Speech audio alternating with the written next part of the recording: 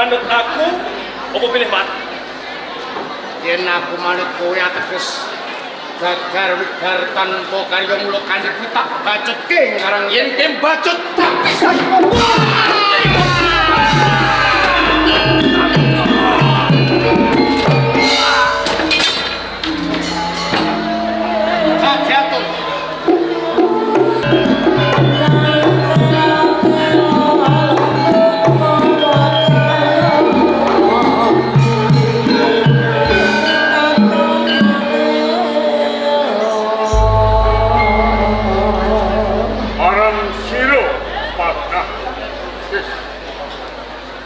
Paring dawuh Sang Raja.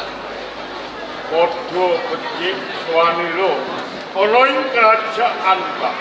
Pikanto berkaso pangestunan dalem sowan kula kalis ing sakara-kara.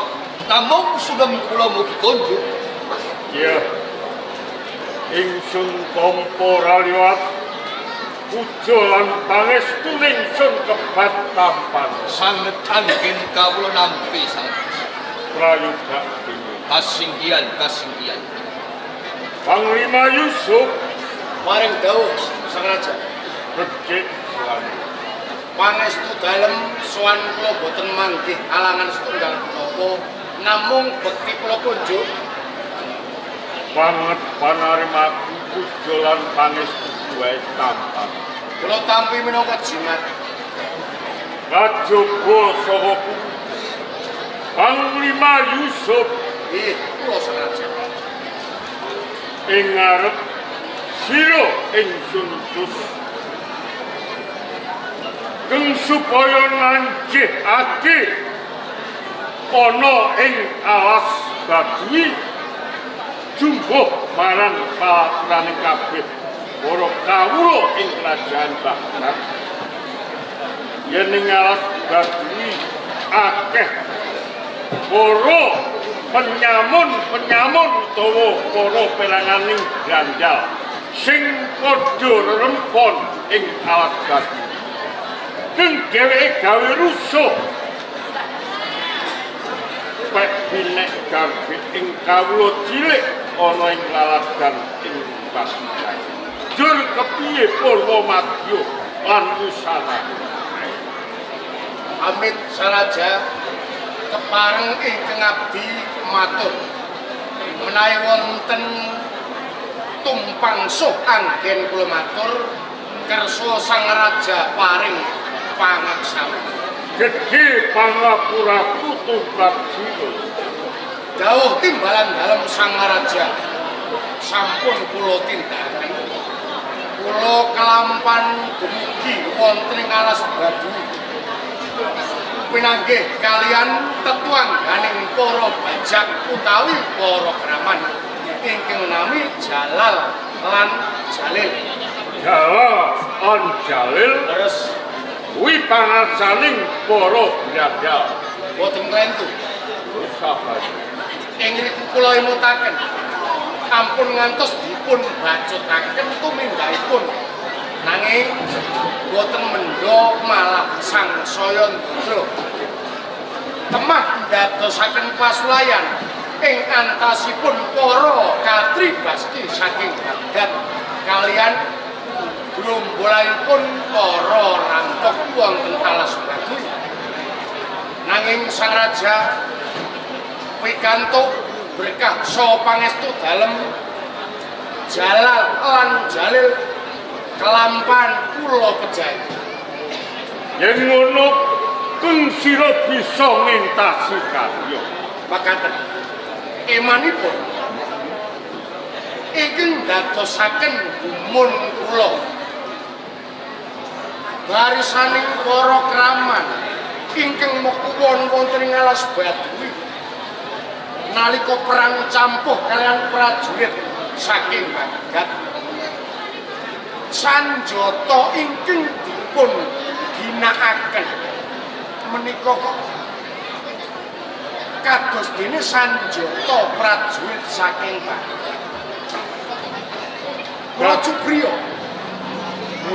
saged mengke gegek wonten salah setunggalipun Punggawa negari ingkang ngampilaken sanjata kaprajuritan bagat dhateng para grandal kala wau. Dadi cetane sawising kelakon campuh perang para katri Baski ing kerajaan Baghdad lawan peranganing para grandal sing dipantigani Jalal lan Jalil. Peranganing para grandal iki gunakake pusaka kang padha lawan pusakaning kabeh para katri Baski ing kerajaan Baghdad. Sang Raja, menawi wonten keparengipun Sang Raja, kula badhe nyambet aturipun Jenderal Panglima Yusuf. Maka Menapa sampun dipun keparengaken? Ngono. Dak kali lagi. Panglima Yusuf, Sang Pakah Kilmanan. kang slira munjuk atur ngersa dalem. Sang Raja, kalamun patine Jalal lan Jalil kuwi ana bukti pusaka saka kerajaan Baghdad. Yen ngono, gedhe cilike Panglima Yusuf kuwi nuduh karo Praboting negara Baghdad. Mergo apa? Nalika geger negara Baghdad, sing geger Jalal lan Jalil. Gitu. Ning bareng ana bukti. Bukti pusakane Baghdad bisa wae tabok silih tangan. Kok geger. Jalal lan Jalil kuwi ya sa pusaka sing jebles karo pusaka Baghdad. Nuwun sewu Sang Pakah. Kula sampun sawetawis dados prajurit wonten Baghdad, bebasan kuwi wit kuncung ngantos gelung. Dados kula sampun pono, kula sampun niteni pundi pusaka ingkang bener-bener pusakaning prajurit Baghdad kalian pusaka ingkang boten. Pramila saking menika, nuwun sewu, ing mriki kula mboten ndakwa nanging kula cubriya. Cubriya dumateng salah setunggalipun Punggawa negara ing Baghdad ingkang sampun wantun sapekuton kalian para grandal. Yen ngono, kowe dakwa aku. Yen aku pasekuton karo Dayak kuwi mau. Mangke rumiyin, kula mboten dakwa. Wonten paribasan, aja sok gampang krasa nek ora rumangsa. Aku rumangsa. Lah nek boten rumangsa nggih ampun nesu. Nek aku kesenggel rasa. Cukup. Lan malih pusaka kaprajuritan menawi boten dipun ginakaken mapanipun wonten gedhong pusaka. Gedhong pusaka kakunci rapet. Bebasan semut mawon ajeng mlebet boten saged.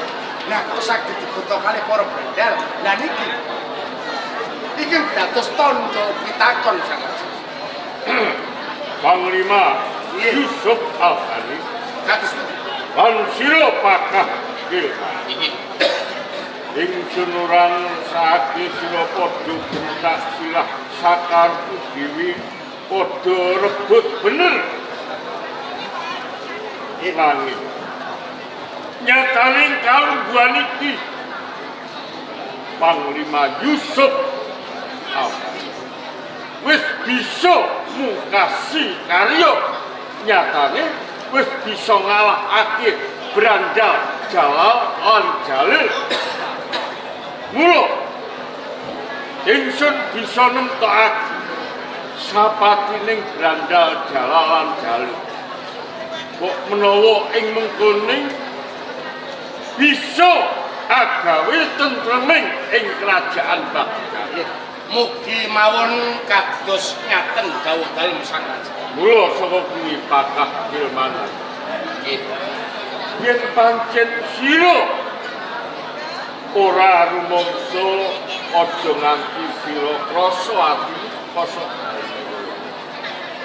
Lo bab kalungguhan iki bab perkara kuwi aja nganti dawa-dawa diludut wis ora perlu dirembuk sing wigati sadung kapan meneh ingsun bakal lereh keprabun saka kerajaan Baghdad.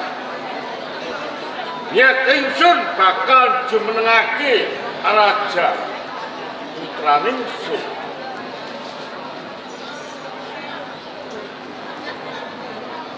Sapa ngerti sing bakal tak jumenengake? Sanadyan raja ana ing kerajaan ing Baghdad. Menawi boten sisip pangandika panjenengan Pangeran Resman. Lah putraning ingsun keng miyos kakung. Ora liya mung Pangeran Resman. Iki keng bakal nglintir kawibawan ingsun pinangka dadi raja ana ing kerajaan Baghdad. Lho wektu dina iki Piswana Agung tak bubarake padha nepi kewajiban. Menawi kersa dalem sang raja kados katen kepareng ingkang ngabdi lumengsir saking pas. Tindak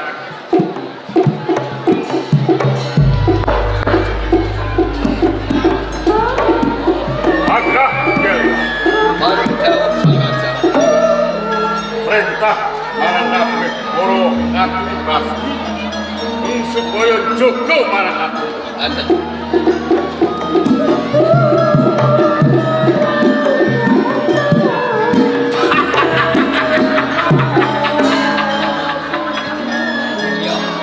Ya. Waktu dina iki aku kalah. Mergo bola-bali Panglima Yusuf. Sing lanyo-lanyo ana kesale sang raja Rustam Aji. Malah sabda dalem sang raja Rustam Aji. Sadung apa meneh